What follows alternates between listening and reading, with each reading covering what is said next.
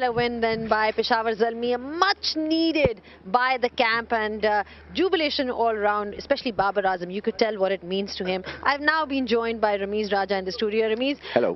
Great win for Peshawar Zalmi. You know, they'd been on a losing streak, and then today they showed a lot of character. Yeah, they needed this win because they played flawless cricket, by the way, after being 2 down for 5 to get to over 200 was really impressive. And there was this self-belief also. And I think Arif means a great deal to them in the middle phase of the innings because he's a go-getter. You know, he can take the game away from you. Only if you're a speed breaker fitted in the brain. Because I feel, you know, at times he just carries on at his own pace, momentum, without realizing what the team needs. So if he can read the situation a bit better, I think he'll be a match winner on any surface because he's got loads of talent. Absolutely. I mean, he has that ability, you know, you spoke about that, to change the momentum. We saw that with the first shot that he hit when he was facing the bowler. First ball 6. The first ball 6, exactly. Yeah. So how important is that to sort of really set the momentum right from the start, attacking the bowler and dominating them? Well, that's the modern way of dealing with a tough situation. 2 wickets down for 5, you've lost your 2 assets, and suddenly there's this counter-attack, which was brilliant because they could have absolutely died down as a unit and been a little bit cautious and lost momentum as a result and all that kind of stuff.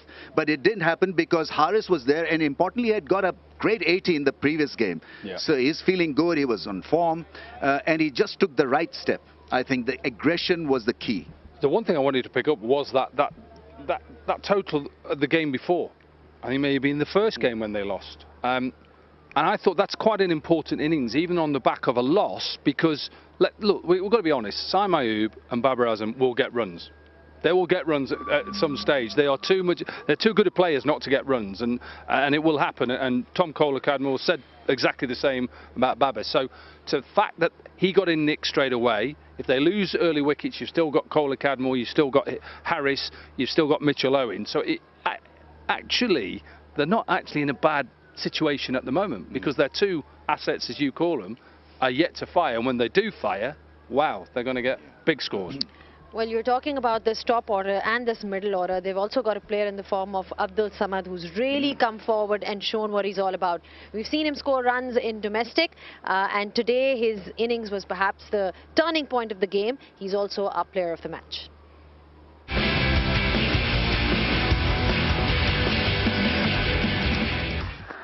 I mean, you know, I was waiting for someone really to erupt. And the batting talent that we have seen so far in HBL PSL has been mediocre. I mean, and here's this guy who came in and played wonderfully well. I mean, look at the angles, the straight 6, the square leg shot. He played the bouncer well, then this flick away towards square leg. And so he had all the angles covered. And I think the pace that he set was outstanding. And Owen was in company, and he was outstanding as well. I mean, somebody to back his performance from domestic. There was so much spoken about him. You know, he scored in the Champions Cup and then given an opportunity in the PSL.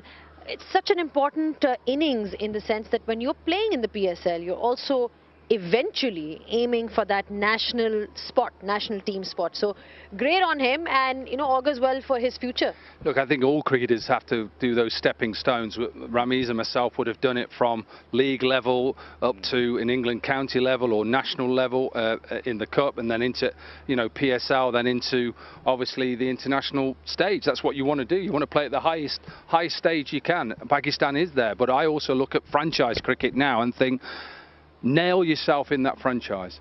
Make sure that when that Zalmi side is picked again, Abdul Samad is not going to not play. He's your first pick, because, and that's what you do as a player. You make sure that that captain and that coach never leave you out again. So when you get the opportunity to do well, Mohammed Harris, Tom Kohler-Cadmore, you know, Abdul Samad, all the players come in, nail your position, do well in the HBL PSL, and then see if there was a selector here tonight at one end. As in the umpire. So pick me in the future for Pakistan. You know, the other thing is that your temperament is tested because it's a house full. Yeah. And we look for players who have got ticker, big heart, you know, can perform under pressure in front of a full house. And I think that's, you know, another way that he scored a lot of points. Full house, he batted brilliantly, and he wasn't afraid of showcasing his entire range and talent. Can I just pick up about the crowd here? Because I honestly, I've been here a few times now. They should be really delighted, Pindi, because they have put on a show every single game here, full house. Yeah. I know obviously Babar Azam's here and he's obviously an icon, but even when Babar Azam's not here, they have turned up day in, day out. Weather is not good sometimes, they've turned up brilliant from them, and hopefully you see more towards the end. Absolutely. We had a hailstorm the other day, but even after that, once it settled, we had crowd in here. So kudos to the Pindi crowd for coming in great numbers. We're talking about Abdul Samad and his batting, but his fielding was also outstanding, because that catch that he took in the end is perhaps one of the best catches that we've seen so far in the HBL PSL. Time to look at the safe hands.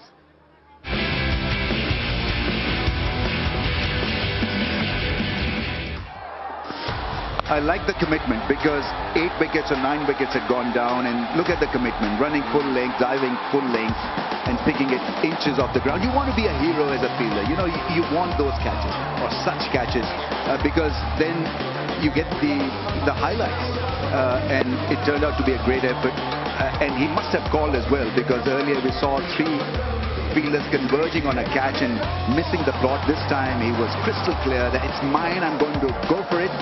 And Corky, we know, diving forward. Never easy. Never easy. Eyes level, get your elbows up, take the dive and enjoy the celebrations. Great to see smiles on their faces.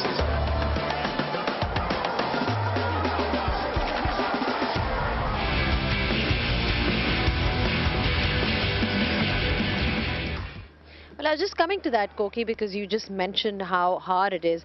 How hard is it actually to be fielding out in the deep and taking such catches under lights? Yeah, and also I'm not sure, these lights just seem a little bit lower, and I don't know whether that is right. They just seem a little bit lower. So when they're lower, you're trying to get the trajectory of the ball. You're trying to judge how it's coming, if it's coming flat or if it's coming high at you, trying to get your hands up high. That's a little tip for any boy or girl out there. Try and get your hands above your eye level and then watch it come in. It's never easy. Ramiz, we've both been in that situation. You go up there and you think you're confident, and all of a sudden it's hit you in the chest, it's gone down. Yeah, absolutely. Well, I played cricket when there were no lights, actually. So. You did well then. You also took that running catch in the World Cup, the 92 World Cup final. So that was under lights, yeah, you're right. Yeah. So, I mean, every catch has its own pressure, and you want to maintain your reputation also, because it's ego thing also. I mean, it's a team sport, yet it's an individual sport as well. And so you want to prove a point in front of a full house. You can't drop a dolly. And so there's extra bit of pressure as a result, I guess. But he's right, these lights are low. Thoughts on Ali Raza? Oh, magnificent talent. 17-year-old. I just want him to maintain a bit of fitness. And I think Zalmi will have to protect him. Maybe not play him in every match. 100%. Give him a bit of a rest, a breather after every couple of matches. He needs a lot of cricket. But he puts a lot of stress on his back, on his body, and that body is still work in progress. So you've got to make sure that you look after him. He's a commodity. He's something that not just Pakistan cricket want, world cricket needs fast bowling. And that's what it's all about. Think about the era that we played in, the Marshalls, the Akrams, the Yunuses. Now you've got the likes of Mark Wood, you've got Jofra Archer, you've got pace bowlers there up there, Shaheen Shah Afridis. He can be that. He needs to be wrapped in cotton wool, looked after, helped with fitness, helped with fielding as well, because it's not just about bowling. He needs to make sure that he works on it. But we said at the beginning of the show, we were on, remember when we first started, we were looking out for young players and who is going to, he's up there. With that performance, he could be the young player. I like that line, wrapped in cotton wool, because that's exactly what he needs. Eat well. I think that's another thing. Diet is going to be critical. If you want to bowl fast, you've got to eat well. Absolutely. Needs to be looked after. That's one thing that is there for sure. And, you know, Ramiz spoke about workload management. That's also going to be key going into his future. But overall, a talent to look out for. Take a short break. Catch you on the other side.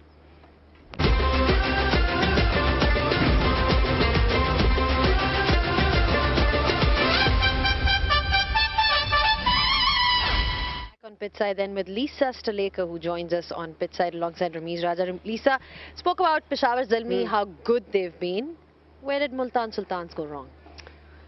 Yeah, it's a hard one. You We need half an hour extra program on this. And we don't all need to do that. We all need to go to bed.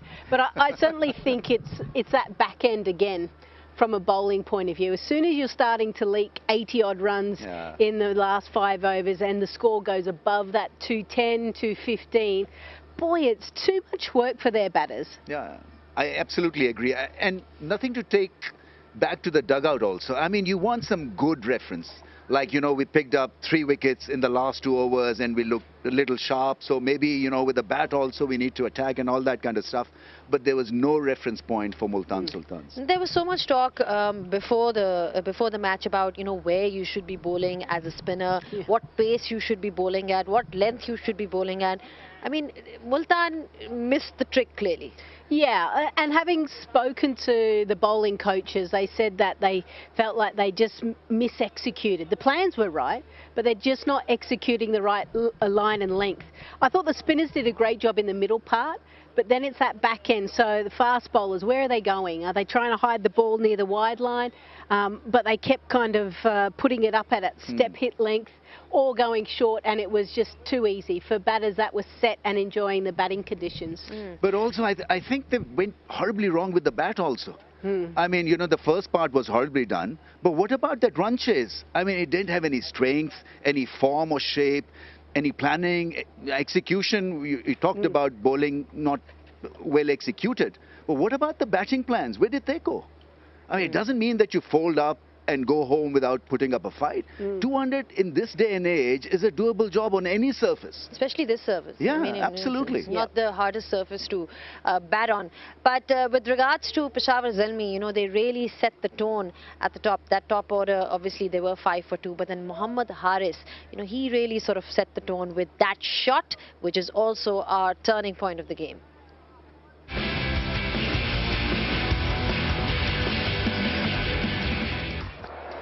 Well, can you believe that this is the first delivery that he faced? And with 2 wickets back in the dugout, he decides to go, okay, I'm just going to charge. Because I am in that kind of form. I know exactly where he's going to bowl, and I'm going to make sure that I counter punch.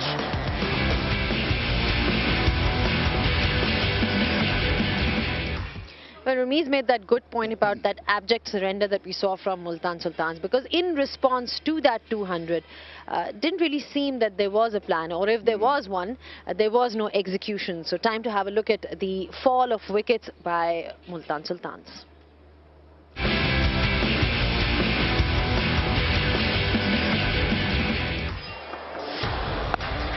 Well, basically, you needed the openers to be able to kind of score and get 10 to 15 in the first few overs just to get everyone going. When they tried to do that, but one thing that Zalmi did was they learnt from Sultans in the sense of the spinners, took pace off, and then Ali Raza, his extra pace, that 140 clicks, just made it hard because it didn't allow them to really get under it. That was a great catch. You don't expect that as a fast bowler, but when the ball comes back at you, you're still trying to search what it is. The very next delivery, he gets Ashton Turner, who was making his debut for the PSL. And then Iftikhar, they are trying to go big, so they just found a way. And once the 5 wickets were gone, they just folded very quickly because they were searching for the boundaries. But you've also got to understand you can actually place balls into gaps. But the pitch provided enough from a spinning point of view, and the leg spinner was excellent as well because he was able to get some real purchase on the ball. David really not very happy with that, and these are really just the last few wickets with the tail end. They're trying to see if they can find the boundary.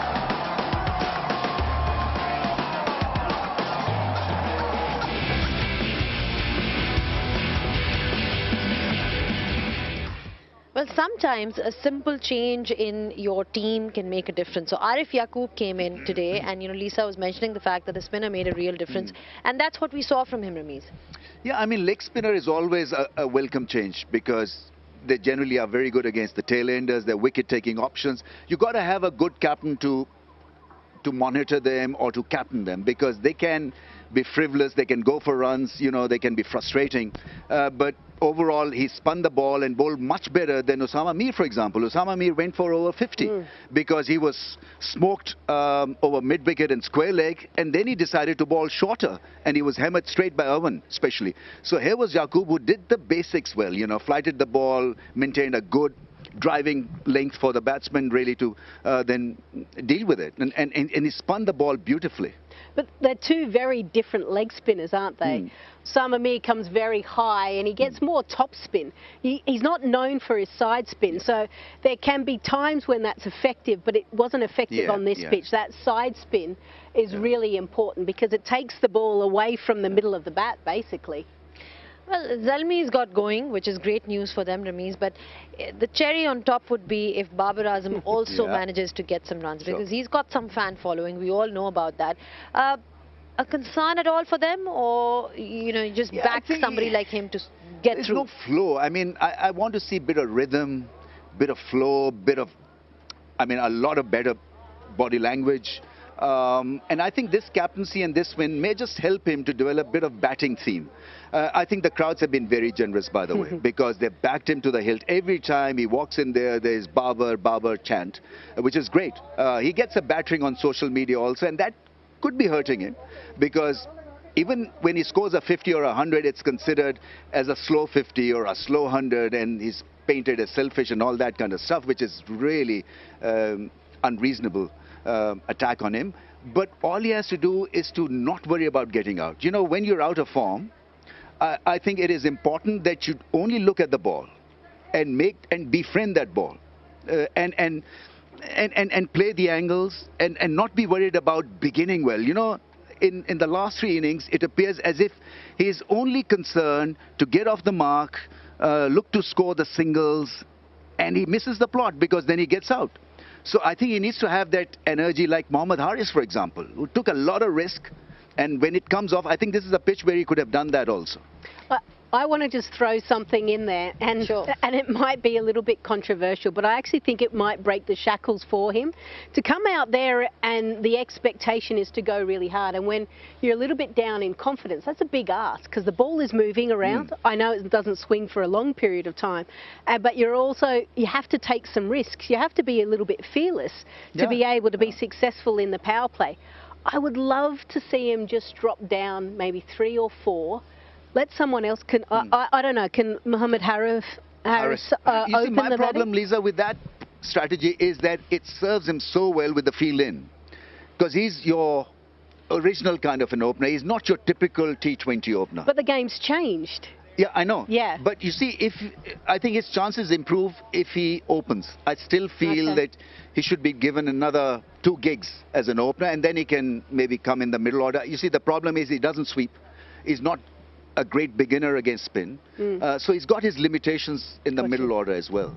I mean, I think that's the real sort of debate. How do you look at him approaching his innings now? Because, you know, there's Ramiz who's talking about the fact that you can really take charge and do a Mohammad Haris and go after the bowlers. And then there's that other approach, which is like, take your time in, get your eye in, you know, let's just spend time at the crease. I mean, what is the right way when you're down in confidence? I think you need a little bit of luck. So when you decide to go hard and there's a nick or a miss hit, that it evades the fielders somehow. I think when you're down in confidence, you need something to go your way. Yeah, the other thing is that Saim Ayub is out of touch as well, because he could have taken a lot of pressure off Babar Azam. You see, now he's struggling because he's making a comeback after injury. So that was expected. You know, the flow is missing. He's not timing the ball that well. And so the pressure is on Babar Azam and on Saim Ayub. So they're looking after each other, and both are a bit circumspect and a little nervous getting off. But like you rightly pointed out, maybe this win might just help Babar get the runs as well. A bit of pressure off, and we know what a talented player he is. Time to take a short break, and we'll see you guys on the other side.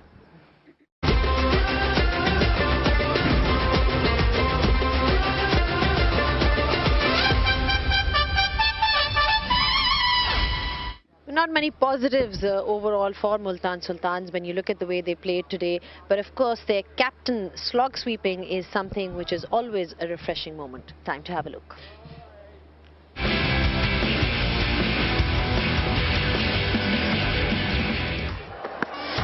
Yeah, I mean, this is brilliant. I mean, the bat speed and the conviction, and he's got this great ability and self-belief that it's going to go for 6. And that is such a good shot to have. But then he got out to playing a similar shot as well. So I don't know. Yeah, I mean, you can fall prey to your favorite shot also. True. Very true.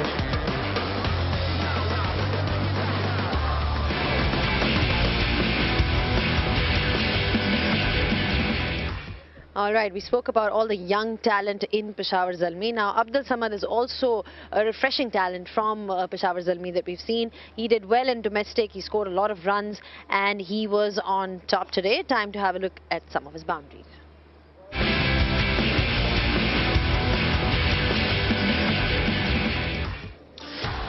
What you want is the engine room to be firing, and that's probably, 5, 6, 7, to be able to strike the ball the way that Abdul Samad did. He was actually playing with the bowlers at one point, hitting a 4, then coming on the inside, going to fine leg. Exceptional striking.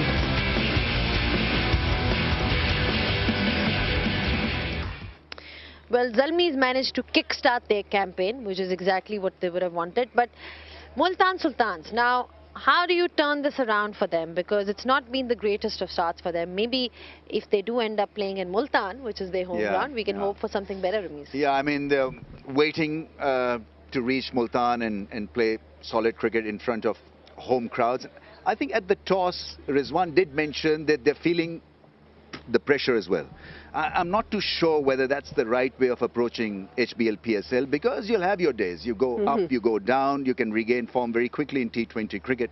But we've seen so many matches in this year's HBL PSL where if you get a 200, the other team doesn't arrive, it seems, at the ground. You know, they just nosedive completely in a matter of few overs. So there's got to be a better technique, a more methodical approach of approaching a 200 target. And I was expecting actually Multan Sultans to make a fist of things, but I mean they faltered too badly. And it almost seems, Lisa, that they're trying to get those runs in just the power play itself. Yeah. They're forgetting that they're 20 overs instead of what we've seen so far. So clearly the approach of these sides needs to change. We saw that last year, that there were some brilliant chases, but not to be this year. Yeah, and each team and each players will be quite different. I guess for me, I used to kind of like a target. And I know sometimes I'd pass the target with my partner or not, or maybe just under, but at least gives you something to work towards instead of trying to reach that 200 plus. Let's break it down into small kind of overs, and what can we do?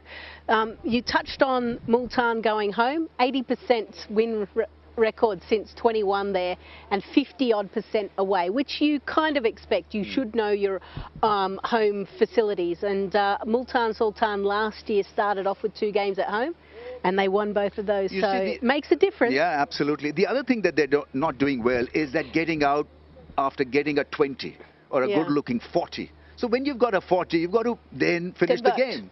Absolutely. If you get a 20 of 20 balls, I'm talking of sheer hope, then you've got to continue, because, you've kind of messed up the innings in a way by absorbing 20 balls, because in 20 balls you're supposed to get a 50 these days.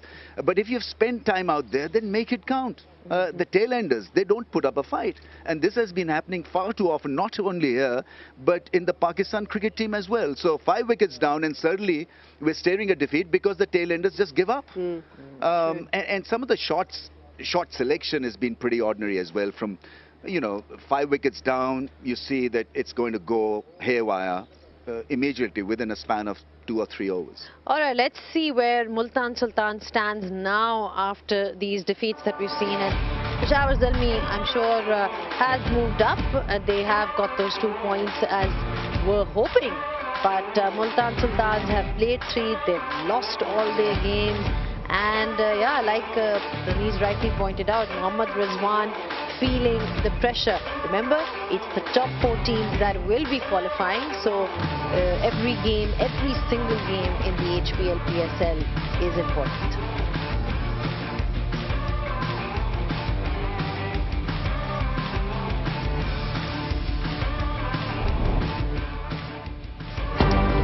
All right, this is what we have coming up for you tomorrow as the action continues.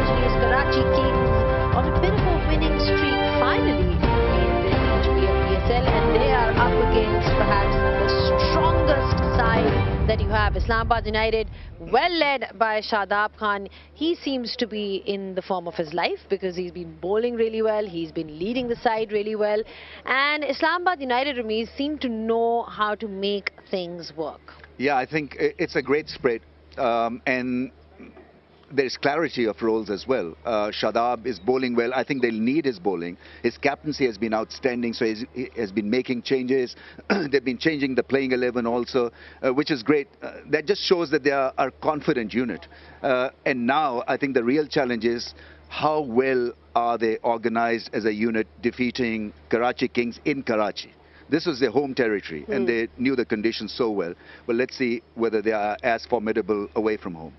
Karachi Kings is also gaining rhythm and momentum just at the right time, Lisa, because they're a team who've generally, historically struggled in the past in the HBL PSL. But it's good to see that everybody who they've got in the team is now finally performing and delivering when it matters the most. Yeah, probably the difference between the two teams right now is Karachi Kings still trying to figure out their best 11. Islamabad United know their best 11, and they'll actually pick the players based on conditions and the opposition, which is a great place to be. But I think there's still so much left in the Karachi Kings. I think they're almost like the X-factor side for me, or the West Indies team. You don't know which team's going to turn up, the one that can blow you off the park or one that may just falter a little bit. They've shown that already in the HBL PSL. But I think this will be a tough encounter for Islamabad United. James Vince is also in the form of his life because... Warner is half fired, by the way. So, I mean, when Lisa talks about the X factor, she obviously giving reference to Warner and what he can do on the day. All right, later on today, as I said, the action continues. We won't be boring you with many off days. We'll keep you entertained as David Warner's men take on Shadab Khan's Islamabad United.